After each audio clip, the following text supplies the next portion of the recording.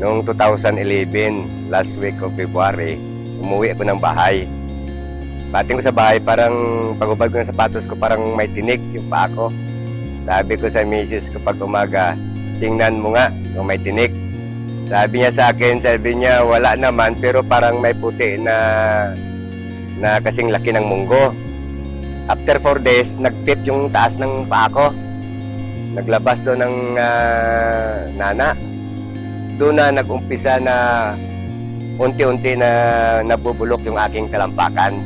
3 months, nabubulok na yung talampakan ko at nagmaga na yung paa ko hanggang sa aking hita. Tapos may fluid na tumatagas na mabaho yung amoy. At doon nag-umpisa na kinain ng uod yung paa ko, nagkaroon ng uod. Kinain ng langgam yung mga bulok ng paa ko. Ngayon, mga 6 na buwan ako naghiga, ko Diyos ko, kung kunin mo na ako, sabi ko, nakahandaan ako, huwag mo naman akong perapan. Dahil yung mga malalakas na pinreliver na tick ko, almost 30 minutes lang, yan na naman, 24 hours na nagkikirot yung paa ko. Ngayon, pag umaga sabi ko, tanggalin mo lahat ng iniinom ko na mga gamot. At nakahandaan ako.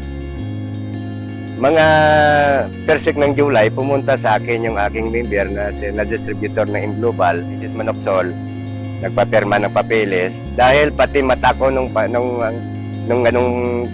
kaikling panahon, nag-blackout na rin. Hindi na ako kita. Ngayon sabi niya sa akin, Pres, bakit hindi ka mag-try ng produkto na Imglobal? Sabi niya yung C24/7. Sabi ko sa kanya, ano ba yan? Sabi niya, food supplement. Pag umaga, sabi ng misis ko, niya alis muna ako. Pagbalik niya, may dala siyang isang karton na 24/7. So sabi ko, ano ba klase mag-inom nito? Sabi niya, isang kapsula, araw-araw sa loob ng, parang 3 araw at ayon kung hindi ako magkamali. Sabi niya, 2 sa loob, sabi niya, ng 4 na araw. 4, sabi niya, sa loob ng 4 na araw at magbalik ka sa isa-isa. Nung maubos na yung isang box ko, nakapangutang ata si Mrs. ng isang box pa ulit. Tapos si Mrs. Maxwell naman bumalik sa bahay at sinabihan niya ko, Chris, litratuhan kita. Eko, bakit? Sabi niya, ilalapit kita sa niya kay Ma'am Sheila Sanoan, baka matulungan ka. So hindi ko na in-expect na tulungan ako dahil di ko naman kilala. Ikalawa, hindi naman ko membro ng Imglobal. Mga 4 days dumating yung supply na binigay sa akin, 3 24/7 na box, 3 kulidos, 3 rin na Restolite. So ininom ko yun every 4 hours, isa. Ganun ang routine sa loob ng mga 2 months.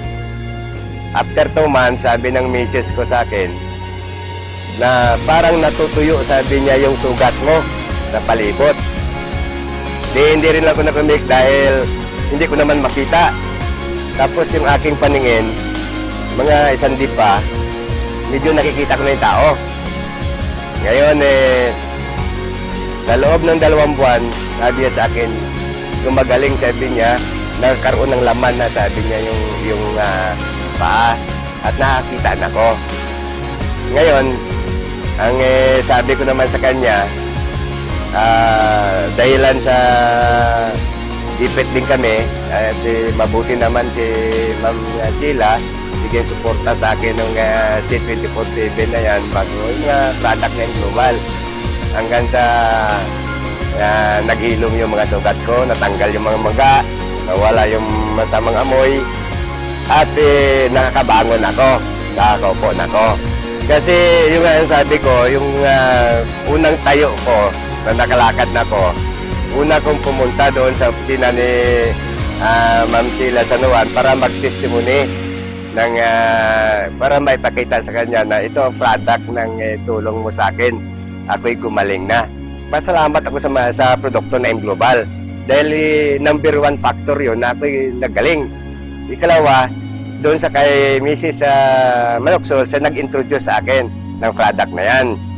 At higit sa lahat, pinapasalamatan ko si Mrs. Sheila San Juan Ma'am Sheila, ulit-ulitin ko ito, utang ko sa iyo ang aking buhay. Salamat, oh. Ako si Mr. Berilio Ligande, 60 years old. Ito ang kwento ng aking buhay.